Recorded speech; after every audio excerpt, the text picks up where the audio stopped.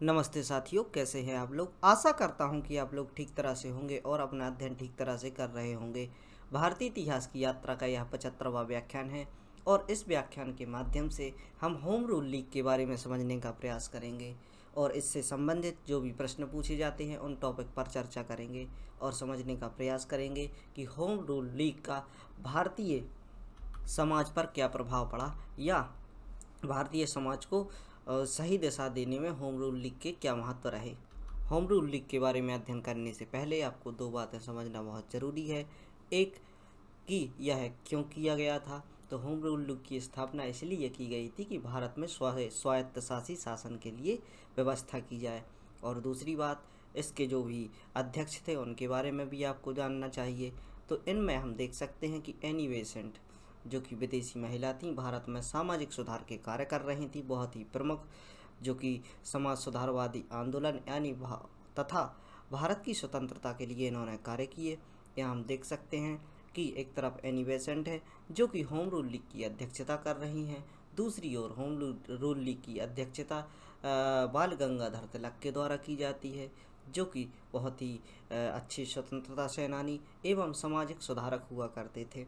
हम देख सकते हैं कि बाल गंगाधर तिलक के द्वारा एवं एनी बेसेंट के द्वारा होम रूल लीग की अध्यक्षता की जाती है। ठीक है, तो समझने का प्रयास करते हैं होम रूल लीग के बारे में। आइए देखते हैं। आपको डेट के हिसाब से हमें परिस्थितियों को समझना चाहिए कि जो भी परिस्थितियां चल रही थीं उस समय पर यह आंदोलन भी साथ में चल रहे थे। 1916 ईस्वी का समय होता है। इस समय आपको पता है, हम अपने पिछले व्याख्यानों में पढ़ चुके हैं कि 1916 का समय विदेशों में विश्व युद्ध का समय था, जिसमें भारत भी ब्रिटिश के साथ युद्ध लड़ने जा रहा था। और इसी समय जो स्वायत्तशासी शासन की मांग को लेते हुए होम रूल लीग की स्थापना की गई। एक एक पॉइंट को हम पढ़ते हैं और समझने का प्रयास करते हैं कि किस प्रकार इसकी स्थापना की गई थी। भारतीय राष्ट्रीय आंदोलन में 1916 में स्वायत्तशासी शासन की मांग का एक शक्तिशाली कार्य किया गया। इस मांग को अखिल भारतीय बनाने हेतु बाल गंगाधर तिलक व श्रीमती एनी बेसेंट ने महत्वपूर्ण भूमिका निभाई। दोनों ही स्वायत्त शासन के समर्थक थे। यहाँ पर हमने समझा कि 1916 ईस्वी का जो समय था वह किस प्रकार का समय था और इसी समय पर स्वायत्तशासी शासन की मांग उठने लगी, जिसमें होम रूल लीग द्वारा कदम उठाए गए। इसके अध्यक्ष एनी बेसेंट तथा बाल गंगाधर तिलक हुआ करते थे और इन्होंने स्वायत्तशासी शासन लाने के लिए महत्वपूर्ण भूमिका निभाई। तिलक एवं एनी बेसेंट एक दूसरे के पारस्परिक सहयोग से होम रूल लीग का आंदोलन प्रारंभ करने का निर्णय लेते हैं। यहाँ दोनों के द्वारा आपसी पारस्परिक सहयोग के द्वारा निर्णय लिया जाता है होम रूल लीग की स्थापना करने का। इन्होंने यह अनुभव किया कि बिना स्वायत्त शासन के वास्तव प्रगति संभव नहीं है। यहाँ पर हम जो स्वायत्त शासन बोल रहे हैं बार बार उसको समझने का प्रयास करते हैं। स्वायत्त शासन में हम देखते हैं कि सबसे अच्छा उदाहरण आज हम दिल्ली को लेकर चलते हैं। जबकि कोई अधिकारी अपने अधिकारी पद पर रहता है तो उसकी कार्य करने की कुछ सीमाएं सीमित रहती हैं। उन सीमित सीमाओं के चलते वह विशेष रूप से सामाजिक कार्य नहीं कर पाता। यहाँ हम देख सकते हैं कि अगर एक जॉब में रहते हुए अरविंद केजरीवाल जी, जो कि सामाजिक कार्य को उतने अच्छे तरीके से नहीं कर पा रहे थे, आज सरकार में आने के बाद उनके द्वारा जो भी कार्य किए जा रहे हैं वह कितने सफल व सटीक बैठ रहे हैं और उनके द्वारा बहुत से अच्छे कार्य भी किए जा रहे हैं। इसमें हम देख सकते हैं कि स्कूल व कॉलेजों के क्षेत्र में, सफाई के क्षेत्र में और नगर पालिकाओं के क्षेत्र में इनके द्वारा बहुत ही अच्छे कार्य किए गए। इसी प्रकार हम समझते हैं कि स्वायत्त शासन की मांग इसलिए की जा रही थी ताकि उनके लिए कुछ पावर्स, कुछ अधिक करने के लिए कुछ अधिकार प्राप्त हों जो कि सरकार के द्वारा प्राप्त हों। तो यहाँ पर हम देख सकते हैं कि तिलक एवं एनी बेसेंट दूसरे के पारस्परिक सहयोग से होम रूल लीग की स्थापना करते हैं। इन्होंने यह अनुभव कर चुके थे कि स्वायत्त शासन के बिना वास्तविक प्रगति संभव नहीं है। जब तक हमारे पास किसी भी एडमिनिस्ट्रेशन का पावर नहीं होगा, किसी भी एक व्यवस्थित नीति के द्वारा हम आगे नहीं बढ़ सकेंगे। यहाँ हम आगे देखते हैं, इन्होंने ब्रिटिश राष्ट्रमंडल के अंतर्गत स्वायत्त शासन के उद्देश्य को ध्यान में रखते हुए धार्मिक स्वतंत्रता, राष्ट्रीय शिक्षा, सामाजिक एवं राजनीतिक सुधारों को अपने कार्यक्रम का आधार बनाया। एक एक पॉइंट को देखते हैं। यहाँ हम देख सकते हैं कि धार्मिक स्वतंत्रता, जिस प्रकार धार्मिक रूप से लोगों को दबाया जाता है, उनके बीच में फूट पैदा की जाती है। यहाँ पर हम देख सकते हैं कि प्रत्येक व्यक्ति को जो भारत में निवास कर रहा है उसके लिए अबाध रूप से अपने धर्म को मानने की स्वतंत्रता होनी चाहिए। इस प्रकार के कार्य राष्ट्रीय शिक्षा में हम देखें कि राष्ट्रीय शिक्षा में हम देख सकते हैं कि राष्ट्र में जो भी विषय हैं उनकी मूल भाषा है और उनकी जो मूल शिक्षा है उसी आधार पर शिक्षा व्यवस्था को आगे बढ़ाया जाए। इस प्रकार हम राष्ट्रीय शिक्षा की बात करते हैं एवं राष्ट्र के सभी बच्चों को जोड़कर उनको एक शिक्षा के माध्यम से जोड़ना इसका उद्देश्य हुआ करता था। आगे हम देख सकते हैं सामाजिक एवं राजनीतिक सुधार। सामाजिक सुधार में आप समझ सकते हैं कि कोई भी व्यक्ति होता है उसकी सामाजिक स्थिति कब होती है, सही होती है। उसमें हम देख सकते हैं कि यदि व्यक्ति के पास अपना रोजगार हो, रोजगार के अलावा उसके पास इतना रोजगार हो कि वह अपना जीवन सफलता से यानी अफोर्डेबल तरीके से व्यतीत कर सके, तो यहाँ पर उसकी सामाजिक सुरक्षा की बात आ जाती है। यहाँ पर हम राजनीतिक सुरक्षा की बात करें, राजनीतिक सुधारों में इस प्रकार की बात होनी थी कि जो भी इनके स्थानीय लोग हैं, जो कि इनके बीच से निकल कर आने वाले लोग हैं, जो इनकी बातें सुनते हैं, उनको राजनीतिक स्तरों पर पद प्राप्त हों। इस प्रकार के कार्यों को आधार बनाकर इन्होंने कार्य किया। इन कार्यक्रमों के अनुसरण हेतु 2 होम रूल लीगों की स्थापना की गई। यहाँ पर हम देख सकते हैं होम रूल लीग जो कि संख्या में 2 हुआ करती थी। एक के अध्यक्ष जो कि एनी बेसेंट हुआ करती थी और दूसरे के अध्यक्ष बाल गंगाधर तिलक हुआ करते थे। आगे देखते हैं, दोनों एक दूसरे के पूरक हुआ करती थी, अतः दोनों एक दूसरे के साथ एवं सहयोग से आगे बढ़ रही थी और अपने उद्देश्यों को एक दूसरे से साझा करते हुए इस होम रूल लीग का कार्य किया जा रहा था। आगे हम देखते हैं, अच्छे विस्तार से समझने का प्रयास करते हैं कि 27 अप्रैल 1926 को बाल गंगाधर तिलक ने बेलग्राम के जोसेफ बैटिस्टा की अध्यक्षता में अपने होम रूल लीग की स्थापना की, जो कि 27 अप्रैल 1916 ईस्वी का समय होता है जब बाल गंगाधर तिलक द्वारा बेलग्राम में जोसेफ बैटिस्टा जो कि ईसाई हुआ करते थे, इनकी अध्यक्षता में होम रूल लीग की स्थापना की। इसका कार्य कर्नाटक, महाराष्ट्र क्षेत्र, मुंबई को छोड़कर बरार तथा मध्य प्रांत तक हुआ करता था।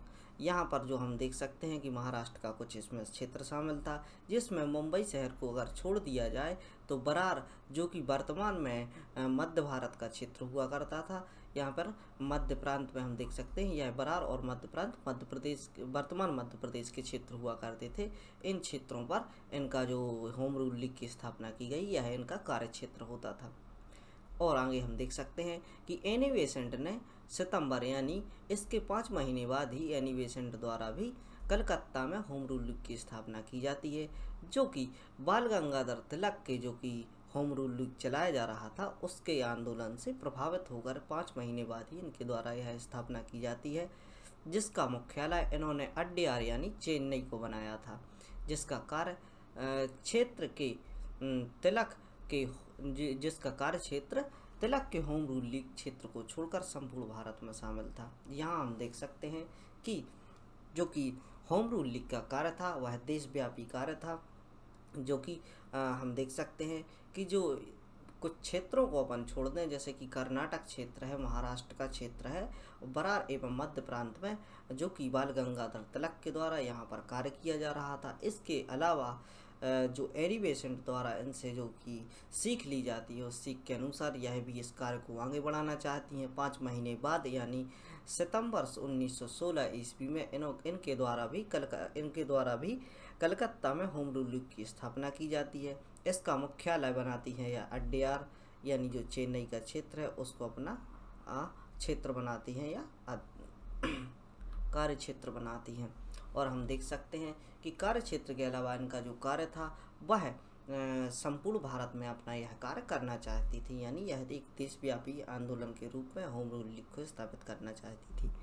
दोनों ही नेताओं ने होम रूल लीग के पक्ष में अपने अपने पत्रों में एनी बेसेंट कॉमन व्हीलर तथा न्यू इंडिया तथा तिलक के मराठा केसरी के माध्यम से प्रसार किया।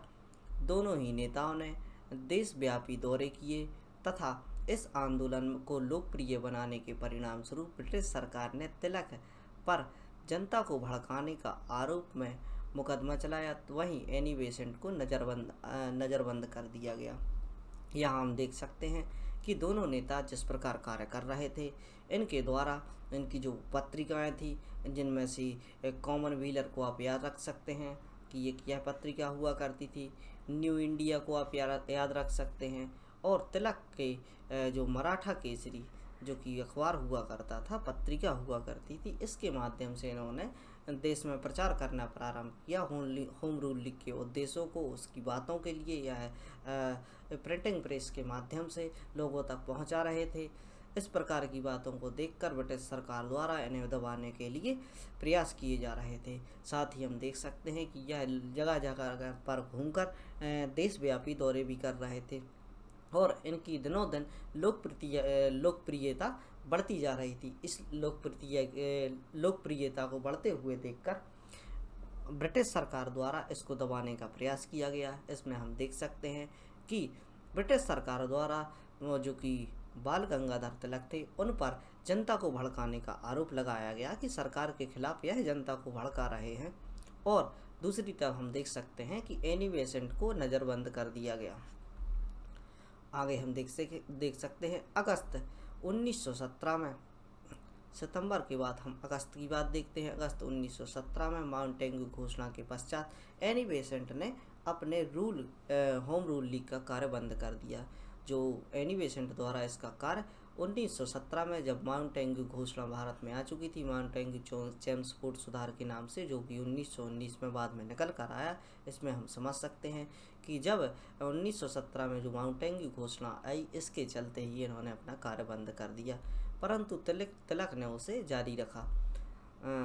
तिलक द्वारा 1918 ईस्वी में, इसके एक वर्ष पश्चात, वैलेंटाइन सिरोल के विरुद्ध मुकदमा हेतु इंग्लैंड जाने पर इनका आंदोलन धीरे धीरे कमजोर हो गया। जो वैलेंटाइन सिरोल हुआ करते थे, इनके विरुद्ध जो कि बाल गंगाधर तिलक का एक मुकदमा था, इसके चलते इनको यह जो आंदोलन था वह धीरे धीरे कमज़ोर हो गया और उसे बंद ही करना पड़ा। होम रूल आंदोलन के दो दूरगामी राजनीतिक परिणाम हुए। इसके परिणामों के बारे में भी हम समझ लेते हैं कि होम रूल के दूरगामी परिणाम क्या हुए, कि इसके बाद में इसके क्या प्रभाव पड़े, इसको हम देख सकते हैं। तथा इससे भारतीय राष्ट्रीय कांग्रेस में एक नई चेतना व एवं शक्ति का संचार हुआ। यहाँ पर हम देख सकते हैं कि जो भारतीय राष्ट्रीय कांग्रेस थी वह डोमिनियन स्टेट की मांग करती थी। इसमें हम देख सकते हैं कि यह हमेशा यह मांग किया करते थे कि जो भी विधायी कार्य हैं इनको वहाँ पर जगह मिले, जो भी यहाँ पर जो कि संसद बनाई हुई है उसमें यहाँ पर इनको जगह मिले। अतः इनके लिए जो भी कांग्रेसी हुआ करते थे उनके लिए एक नई दिशा मिली, जो कि भारत में स्वायत्त शासन के लिए इनके द्वारा फिर मांगें की गई। और इसी के चलते हम देख सकते हैं कि जो 1916 में होम रूल लीग जब स्थापित की जाती है, तो जो कि 1905 से जो विवाद चला आ रहा था, 1906-07 में हम देखते हैं कि किस प्रकार जो कांग्रेस का विभाजन हो जाता है। और विभाजन के फलस्वरूप एक लंबे समय के बाद 1916 ईस्वी में हम देखते हैं कि कांग्रेस के जो नरम एवं गरम दल, दो अलग दल हुआ करते थे, उनका सम्मिश्रण कर दिया जाता है। होम रूल लीग आंदोलन ने शीघ्र ही नवीन नीति निर्धारण के लिए ब्रिटिश सरकार को मजबूर किया, जिसके कारण माउंटेन्यू घोषणा प्रस्तुत करना पड़ा। जो भी इनकी मांगें की जा रही थी वह मांगें जो सरकार के खिलाफ की जा रही थी, सरकार के विरुद्ध की जा रही थी, उन मांगों को मानने के लिए यह मजबूर हो गए और सरकार द्वारा माउंटेन्यू घोषणा को प्रस्तुत करने का भी यहाँ पर कार्य किया गया।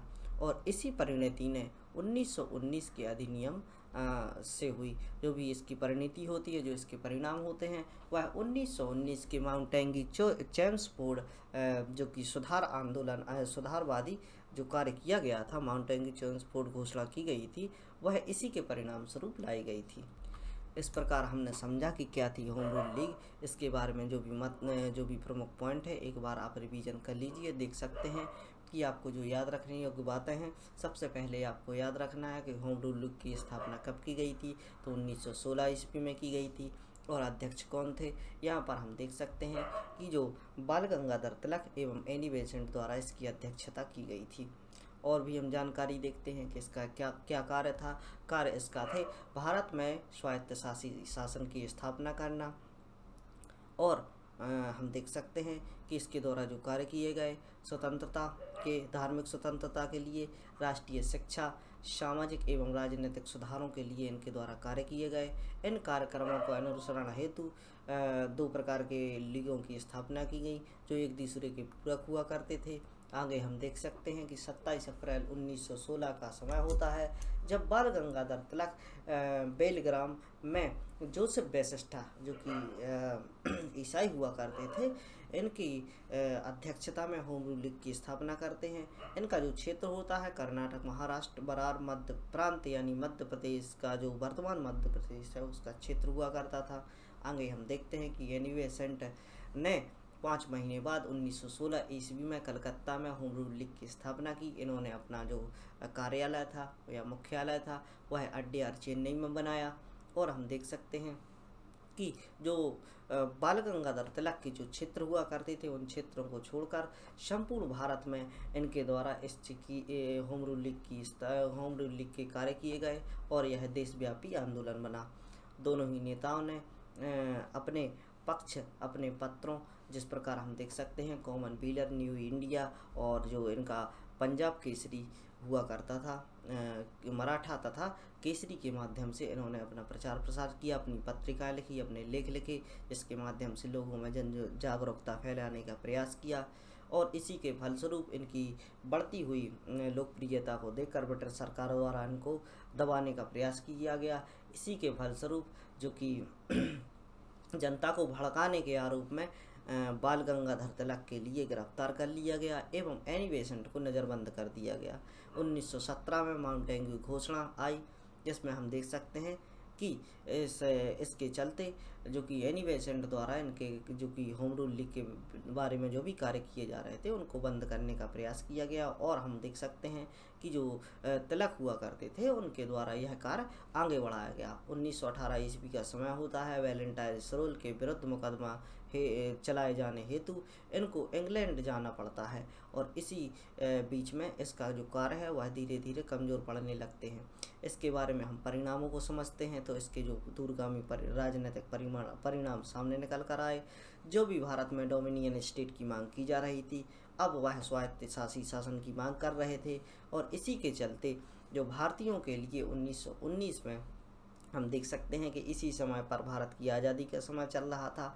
अतः जो भी भारत द्वारा द्वितीय विश्व युद्ध में इनका सहयोग किया गया था उस सहयोग का कुछ रिजल्ट तो आना ही था। इसमें हम देख सकते हैं इसी रिजल्ट के चलते जो भी भारतीयों द्वारा बहुत सी जो महत्वाकांक्षाएं थी उनको पूरा करना था और जो कि माउंटेन्यू चेम्सफोर्ड घोषणा 1919 ईस्वी में आती है।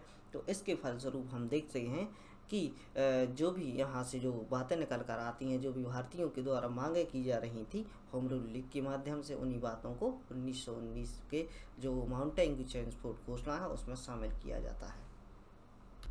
आशा करता हूँ कि यह छोटे छोटे प्रयास आपको समझ रहे होंगे और आप इनको फैलाने का प्रयास कीजिए, ऐसे बच्चों तक पहुँचाने का प्रयास कीजिए जो भी अपनी शिक्षा व्यवस्था को अच्छे तरीके से चलाना चाहते हैं। मैं आपको आश्वासन देता हूं कि इस प्रकार के जो भी लेक्चर हम मेरे द्वारा बनाए गए हैं यदि आप इनको सुनते हैं तो आप बुक्स को पढ़ने में बहुत ही आसानी होगी और इसके अलावा आप इसके नोट्स भी बना सकते हैं। पढ़ते रहिए, खुश रहिए। जय हिंद।